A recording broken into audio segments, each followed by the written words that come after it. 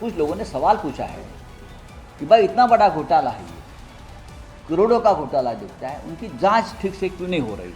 Foreign star है BJP का official, ये सभी के ऊपर इस प्रकार के आरोप करता है ना, हवा में बंदूकें चलाता है, तब उनकी मानहानि नहीं होती।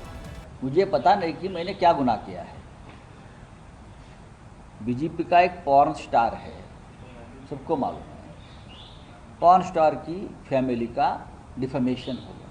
मानहानि क्या है? मानहानि इस देश में अगर भ्रष्टाचार की कोई हमारे पास खबर आती है नेताओं के पास, हम उसके ऊपर बात करते हैं, सभी नेता। ये क्या है? उनकी जांच होनी चाहिए। मीरा भाईंदर महानगर पालिका में ऐसा कुछ काम हुआ है शौचालय का, उसमें भ्रष्टाचार हुआ है, इरेगुलरिटी हुई है, ये मैंने नहीं कहा। उस महानगर पालिका के लीडर ऑफ अपोजिशन थे प्रवीण पाटिल, उसने विथ एविडेंस से सामने लाया था। फिर वहाँ के जो एमएलए है प्रताप सरनाइक, जो बीजेपी के साथ है, उनका रिकॉर्ड पे पत्र है, मुख्यमंत्री को लिखा हुआ या पुलिस कमिश्नर को लिखा हुआ पत्र है कि यहाँ कुछ गोलमाल है।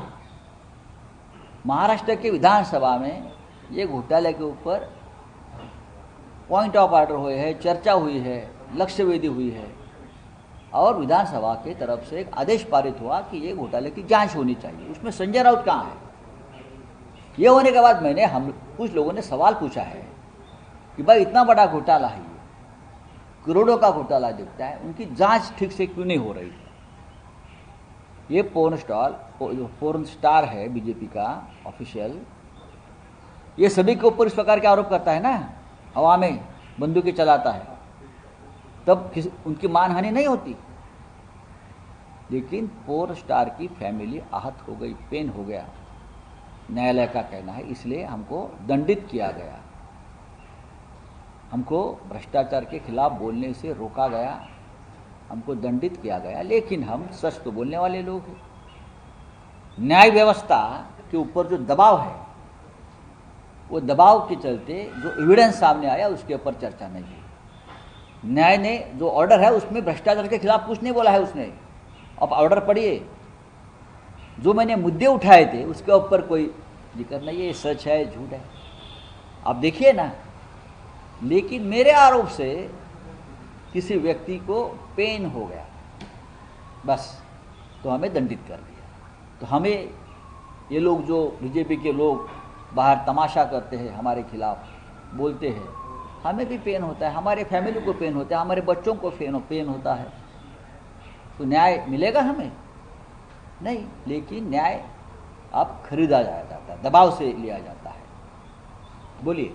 सर, अमित शाह ने कल कहा है कि आतंकवादियों को क्या हथियार छोड़कर आइए, हमारे साथ बैठिए, बातचीत कीजिए। हाँ, जैसे बहुत भ्रष्टाचारियों को भी अपने पार्टी में लिया है, महाराष्ट्र हो, देश भर के भ्रष्टाचारियों का है ना, आप भ्रष्टाचार के साथ आइए।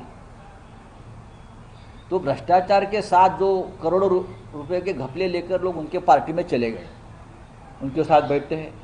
मुझे आश्चर्य हुआ, जिस हसन मुशर्रफ को